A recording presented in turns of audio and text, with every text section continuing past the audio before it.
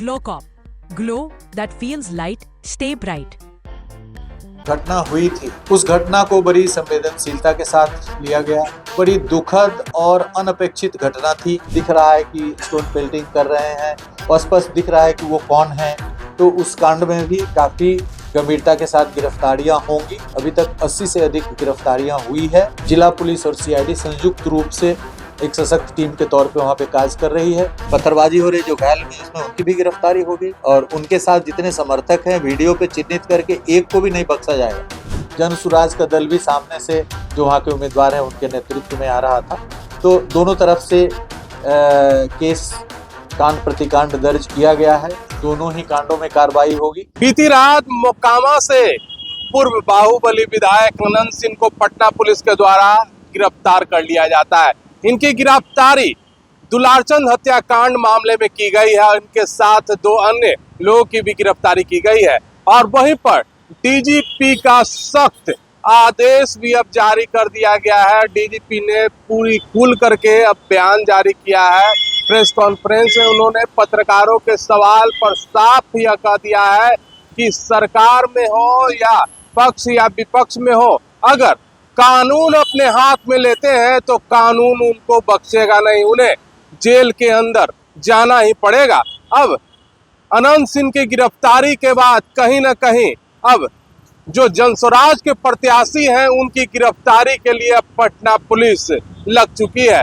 कहीं ना कहीं उनकी भी अब गिरफ्तारी जल्द ही कर ली जाएगी और वहां पर जो सैकड़ों लोग मौजूद थे जिन्होंने पत्थरबाजी की है, वीडियो साक्ष्य पूरी तरीके से जुटाया जा रहा है और उसके आधार पर उन लोगों को भी गिरफ्तार कर लिया जाएगा। हालांकि इस मामले में कुल 80 लोगों को गिरफ्तार कर लिया गया है। उनसे लगातार पटना पुलिस पूछताछ भी कर रही है और इस पर क्या विशेष जानकारी दे रहे हैं बिहार के डीजीपी विनय कुमार। आइए जरा देखते हैं। घटना हुई थी, उस घटना को बड़ी संवेदनशीलता के साथ लिया गया। बड़ी दुखद और अनपेक्षित घटना थी। 2 उम्मीदवारों के समर्थक विपरीत दिशा से क्रॉस कर रहे थे। गाड़ी को आर पार करने को लेकर के बकझक प्रारंभ हुआ और वह जो बकझक था वो अल्टीमेटली स्टोन पेल्टिंग में परिणत हुआ। कई वाहन क्षतिग्रस्त हुए, कई लोग घायल हुए और बाद में यह पाया गया कि एक व्यक्ति की मृत्यु हो गई जिनकी पहचान दुलारचंद यादव जी के रूप में की गई। इस संबंध में प्राथमिकी दर्ज की गई दोनों पक्षों के द्वारा। 100 का अंत्य परीक्षण कराने का प्रयास उसी दिन किया गया, लेकिन अंधेरा होने के कारण परिवार की ओर से यह विचार व्यक्त किया गया था कि दिन के उजाले में अंत्य परीक्षण कराया जाए और उनके अनुसार कराया जाए। हम लोगों ने यह भी सोचा था कि पीएमसीएच में एक बृहत चिकित्सीय बोर्ड के द्वारा कराया जाए अंत परीक्षण, लेकिन परिवार का कहना था कि नहीं, बाढ़ अनुमंडलीय अस्पताल में कराया जाए। तो हम लोगों ने नेक्स्ट डे पोस्टमार्टम के लिए 100 को बाढ़ अनुमंडलीय अस्पताल ले जाया गया, जहां चिकित्सकों के बोर्ड के द्वारा पोस्टमार्टम कराया गया। उसकी पूरी वीडियोग्राफी कराई गई। पीड़ित के पक्ष से भी वीडियोग्राफी के दौरान अपनी तरफ से भी उन्होंने वीडियोग्राफी रखा था। उनके द्वारा भी पूरे पोस्टमार्टम की प्रक्रिया का अवलोकन किया गया पीड़ित पक्ष के परिजनों के द्वारा। चिकित्सीय बोर्ड के द्वारा अंत परीक्षण प्रतिवेदन निर्गत किया गया। अंत परीक्षण बहुत ही महत्वपूर्ण इसमें था क्योंकि ऐसा प्रतीत हो रहा था इंक्वेस्ट के दौरान कि पैर के एकदम निचले हिस्से में एक फायर आर्म का जख्म प्रतीत हो रहा था। अब वो फायर आर्म का जख्म है या नहीं है ये पोस्टमार्टम से ही संपुष्ट होगा। उसके बाद बदन पे कुछ निशान दिख रहे थे, लेकिन अन्य कोई वैसा जख्म बदन पे नहीं दिख रहा था स्पष्टतः, जिससे हम कह सकें कि इसके कारण मृत्यु हुई है। इसलिए पोस्टमार्टम का जो इंतजार था वो था कि पोस्टमार्टम में क्या तथ्य आते हैं, उससे काफी सारी चीजें स्पष्ट होंगी। पोस्टमार्टम में यह स्पष्ट रूप से व्यक्त किया गया है कि पैर में जो गोली के प्रवेश जख्म और निकास जख्म है वो फायरआर्म से हैं, लेकिन उसके कारण मृत्यु नहीं हो सकती है। वह जख्म मृत्यु कारित करने के लिए पर्याप्त नहीं है। फिर अन्य जख्मों का अवलोकन पोस्टमार्टम के दौरान किया गया, जिसमें शरीर के ऊपरी भाग में यह बताया गया है कि जो लंग्स और हार्ट का जो एरिया है वहां पर कंप्रेशन है, और कॉज ऑफ डेथ लिखा गया है कि कार्डियो रेस्पिरेटरी फेलियर। इसका मतलब है कि जो लंग्स और हार्ट है वो कंप्रेस हुआ है, और यह भी लिखा गया है कि यह शरीर के ऊपर से कोई hard and blunt heavy substance के गुजरने से हो सकता है। फिर सीआईडी की टीम, जो अभी डीआईजी सीआईडी जैन जी हमारे सामने बैठे हैं, इनकी अध्यक्षता में सीआईडी की भी एक बड़ी सशक्त टीम, जिसमें ये स्वयं थे, एसपी क्राइम थे, डीवाईएसपी, फॉरेंसिक्स के बहुत सारे एक्सपर्ट्स को तुरंत भेजा गया था उसी दिन।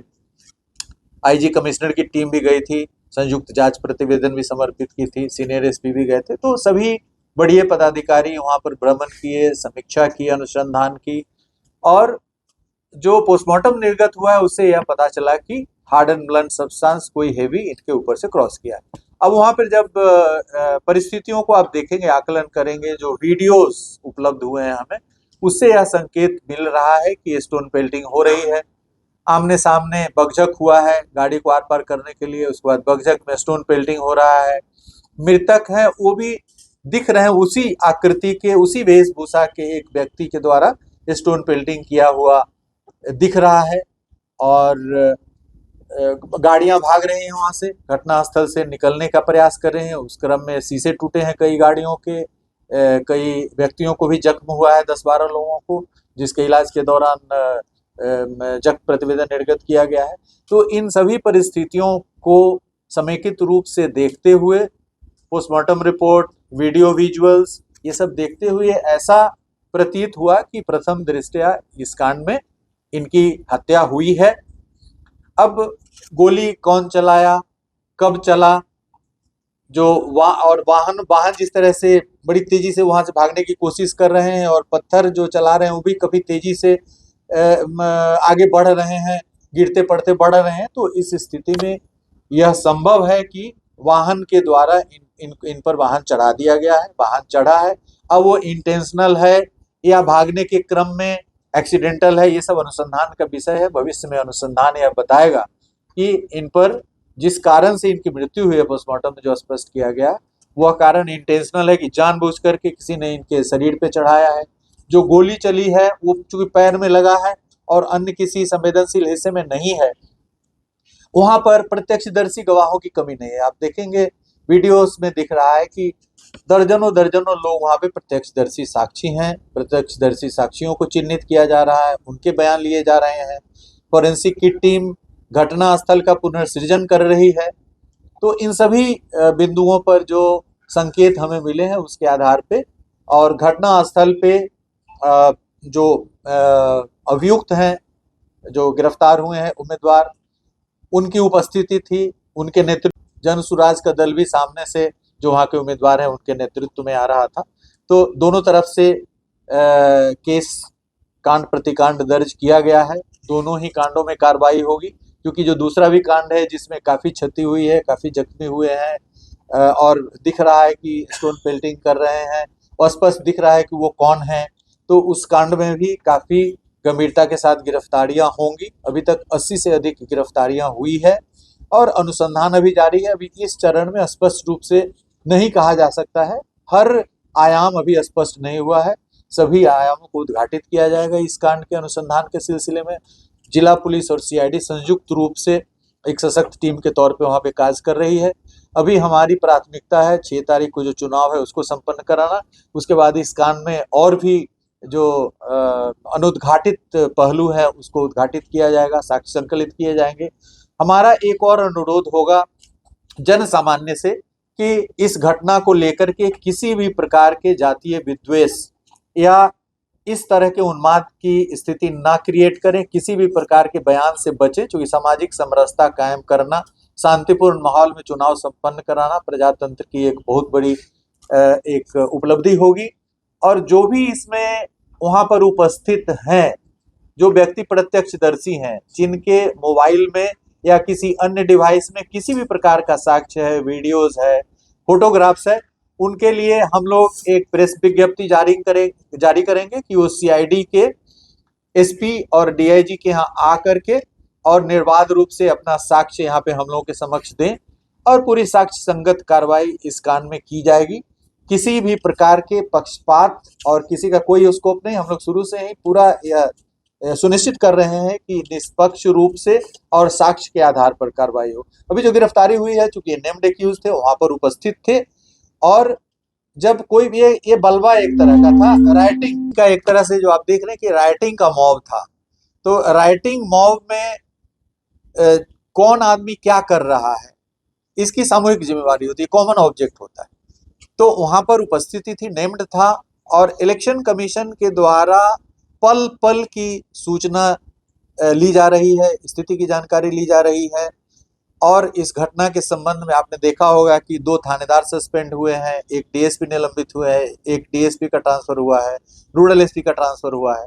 तो इसको राज्य सरकार, पुलिस हेडक्वार्टर और चुनाव आयोग काफी गंभीरता से इस घटना को लिया है और अपेक्षा यह है कि शांतिपूर्ण ढंग से, निष्पक्ष ढंग से चुनाव हो और पुलिस निष्पक्ष ढंग से इस घटना की जांच कर रही है, सभी पहलुओं के पर जांच कर रही है और यह जांच जारी रहेगा। अन्य अभियुक्त हैं उनके विरुद्ध भी लगातार छापामारी की जा रही है, जो इसमें नेम्ड है और जो अननेम्ड भी हैं, जिनके बारे में जानकारी मिल रही है कि सिर्फ 5 आदमी को नेम किया गया है, दोनों तरफ से 5-5 व्यक्तियों को। लेकिन जो इस तरफ से भी केस हुआ उसमें 5 ही आदमी नहीं है, वो स्टोन पेल्टिंग में और क्षतिग्रस्त करने में सैकड़ों आदमी है। तो 5-5 आदमी पे कांड दर्ज किया गया है। जिसके खिलाफ एविडेंस आएगा किसी को नहीं बख्शा जाएगा और सभी की गिरफ्तारियां होगी, चाहे वो कोई भी हो। कानून को जिसने भी हाथ में लेने का प्रयास किया है और भविष्य में करेगा, उसको कानून बख्शेगी नहीं। आज न कल उनको कानून के शिकंजों में आना पड़ेगा। तो बहुत बहुत धन्यवाद। आपसे यह निवेदन होगा आप सभी मीडिया बंधुओं से कि चुनाव को शांतिपूर्ण निष्पक्ष माहौल में कराने के लिए जनता से आप अपने माध्यम से भी हमारी अपील को पहुंचाएं कि यह एक बहुत बड़ा पर्व है, प्रजातंत्र का एक बहुत बड़ा पर्व है चुनाव। और इस चुनाव को संपन्न कराना सिर्फ प्रशासन की नहीं बल्कि जनता की भी जिम्मेवारी है। जो जागरूक नागरिक हैं उनकी भी जिम्मेवारी है कि प्रजातंत्र के इस पर्व को शांतिपूर्ण ढंग से, निष्पक्ष ढंग से संपन्न कराएं और किसी भी प्रकार का जो उत्तेजना पैदा करने वाला बयान है या पोस्ट है उससे बचें। और सोशल मीडिया पे जो भी आपत्तिजनक पोस्ट हो रहे हैं उन सबों पर, अभी चुनाव के बाद भी हम लोग उन सबों पर एफआईआर दर्ज करेंगे और किसी भी व्यक्ति को जो उन्माद फैला रहे हैं, जातीय विद्वेष फैला रहे हैं, उन सभी पोस्टों को चिन्हित करके उन पर एफआईआर दर्ज किया जाएगा। कुछ जो हमारे युवा वर्ग हैं, जो हम देख रहे हैं कि वो इस प्रकार के जो असामाजिक तत्व हैं, जो बलवाई हैं, उनके प्रभाव में आकर के और स्वतः स्फूर्त ढंग से घटना कर बैठते हैं, उन पर एफआईआर दर्ज होता है। बाद में दर्जनों लोग अभी हम लोग के पास आ रहे हैं कि हमारा सिपाही में नियुक्ति हो गया है लेकिन हमारे ऊपर केस है, हमारी नियुक्ति नहीं हो रही है। तो युवा से हमारा अपील होगा कि इस प्रकार की घटनाओं में आप शामिल नहीं हो, आपका पूरा भविष्य बचा हुआ है। यदि आप इस प्रकार के कांडों में शामिल होंगे, आरोप पत्रित होंगे, तो यदि आप सक्षम भी हैं नौकरी पेशा के लिए तो आपको काफी दिक्कत होगी। इसलिए मेरा अनुरोध होगा कि इस प्रकार की असामाजिक गतिविधियों में, बलवाई गतिविधियों में, उपद्रवी गतिविधियों में नहीं शामिल हों। तो यदि आपको कोई सवाल है तो आप 1-2 सवाल कर सकते हैं। उसके बाद संबंधित अज्ञात तो प्रतिदिन पकड़े जा रहे हैं। हम लोग 3 सप्ताह में 700 से अधिक हथियार जब्त किए हैं पिछले 6 तारीख के बाद से। लेकिन इस घटना में जो एक हथियार संभवतः प्रयुक्त हुआ है, जिसे पैर में गोली लगी है, उस हथियार की बरामदगी अभी नहीं हुई है, प्रयास जारी है। अनंत सिंह की बात नहीं है, ये जो घटना हुई है उसमें हत्या का कांड दर्ज किया गया है, नामित भी है, वहां पर उपस्थित है। और जो दोनों तरफ से जो झड़प हो रहा है, बलवा हो रहा है, मारपीट की घटना हो रही है, पत्थरबाजी हो रही है, तो ये एक तरह से दंगा का सिचुएशन है, जिसको हम लोग कानून के तौर पे राइट कहते हैं। तो राइट में कॉमन जिम्मेवारी होती है, कॉमन ऑब्जेक्ट, सामान्य उद्देश्य, मतलब लड़ाई झगड़ा सामान्य उद्देश्य से हो रहा है। इसमें कौन क्या कर रहा है वो मायने नहीं रखता है। जो पहले आईपीसी की धारा 147, 148, 149 होती है, उसमें कॉमन ऑब्जेक्ट के लिए यदि कोई भी काम कर रहा है, उसमें स्थिर भी यदि है, मजमा में आप पार्ट भी ले लिए, खड़ा भी हो गए, तो आप पर जिम्मेवारी बनती है। तो एक सामूहिक जिम्मेवारी है। इसको ध्यान में रखते हुए अभी गिरफ्तारी हुई है, जो प्रथम दृष्टया जो साक्ष्य मिले हैं, और बाकी जो साक्ष्य आएंगे उसके आधार पर इसमें आगे की कार्रवाई की जाएगी। हालात सही हैं और इस परिप्रेक्ष्य में कुल 80 से अधिक लोगों की गिरफ्तारियां की गई है। हालात सभी प्रकार की कार्रवाइयां की जा रही हैं, गिरफ्तारियां की जा रही है। वहाँ पे बलों की प्रतिनियुक्ति की गई है, पेट्रोलिंग चल रही है। 2 डीएसपी जो हटे थे उनकी जगह पे रात्रि के दौरान ही दोनों को योगदान कराया गया। दोनों डीएसपी अपने अपने पोजीशन में आ गए हैं, एसडीओ भी ज्वाइन कर लिए होंगे। तो नए पदाधिकारियों की पदस्थापना कर दी गई है और वहाँ पर अभी जो भी हालात इस घटना के बाद तनावपूर्ण हुए थे उसको तनाव को समित करने का, कंटेन करने का पूरा प्रयास किया जा रहा है। आगे ने न्यायिक हिरासत में भेजा जाएगा और जैसा कि आप देख रहे हैं कि इस घटना में कोई ऐसा ब्लाइंड केस नहीं है कि इनसे पूछताछ की जा रही है। घटना के संबंध में रात से ही पूछताछ की जा रही है पटना पुलिस के द्वारा और यदि यह माना जाएगा कि इनसे और यदि कुछ तथ्यों की जानकारी ली है तो हम लोग रिमांड के लिए अप्लाई करेंगे और पुलिस रिमांड पर लेकर के जानकारी ली जाएगी। सर, चुनाव जो टीम गया था एसएसपी के नेतृत्व में गया है, जो आपने कहा है इस पर भी इनकी नजर थी। इन्होंने वहां पर देखा है, वहां पर किसी भी प्रकार का शस्त्र नहीं मिला है और जिसकी घटना की आप बात कर रहे हैं उस घटना में इनको कारावास की सजा हुई थी 10 साल की और उसकी मॉनिटरिंग की गई थी सीआईडी के स्तर से। मैं स्वयं सीआईडी में था, उस केस की भी मॉनिटरिंग की गई थी। तो वो घटना अलग है। अभी जो उस दिन भी जो घटना हुई है और कल भी एक इनके द्वारा शहरी क्षेत्र में, बाढ़ शहरी क्षेत्र में, मोकामा शहरी क्षेत्र में निकला गया था तो वहां पर इनकी एक एक गाड़ियों को चेक करके और निकाला गया था और जो एक सर्विलांस की टीम मजिस्ट्रेट, पुलिस ऑफिसर और वाहन के साथ हर इस तरह के उम्मीदवार हैं, वहाँ तीनों उम्मीदवारों को दी गई है। जो जनसुराज के उम्मीदवार हैं, जो आरजेडी के उम्मीदवार हैं, जो एनडीए के उम्मीदवार हैं, तीनों के साथ एक एक वाहन, एक मजिस्ट्रेट, एक पुलिस ऑफिसर वीडियोग्राफी के साथ प्रतिनियुक्त की गई कि उम्मीदवार की हर गतिविधि पे पूरी नजर रखे। तो कल भी इसके बाद ही वो निकले थे। किसी प्रकार के अवैध हथियार के साथ कैंपेन करने की अनुमति नहीं दी जाएगी। जब से होगी उनका भी नाम है और वो वहाँ पे घटनास्थल उपलब्ध है और जो पत्थरबाजी हो रही, जो घायल हुई, उसमें उनकी भी गिरफ्तारी होगी और उनके साथ जितने समर्थक हैं वीडियो पे चिन्हित करके एक को भी नहीं बख्शा जाएगा। जितने सारे सैकड़ों दिख रहे हैं उसमें एक एक को चुन करके हम लोग गिरफ्तार करेंगे। अभी हमारी प्राथमिकता चुनाव एकदम निकट है। वीवीआईपी विजिट्स भी काफी है, बहुत सारी व्यवस्थाएं हैं। तो गिरफ्तारी जो है वो जो साक्ष्य है वो नहीं विलुप्त होने वाला है। तो उन साक्ष्य के आधार पे अभी हमारी सीआईडी भी संकलन कर रही है, सबकी पहचान हो रही है। वीडियो के आधार पे हम लोग पहचान कर रहे हैं, सबकी पहचान हो जाएगी। उसके बाद पहचान स्थापित होने के बाद सभी की एक एक करके गिरफ्तारी होगी। हम किसी को बख्शने वाले नहीं है। जिनका भी विधि व्यवस्था को, कानून को हाथों में लिया गया है उनको एक को भी नहीं बख्शा जाएगा। नहीं, ऑब्वियसली न्यायिक हिरासत में भेजे जाएंगे।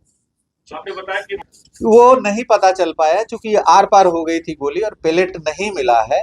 तो इसके लिए अग्रतर अनुसंधान की आवश्यकता है। इससे स्थापित नहीं हो पाया है कि किस प्रकार के वेपन थे।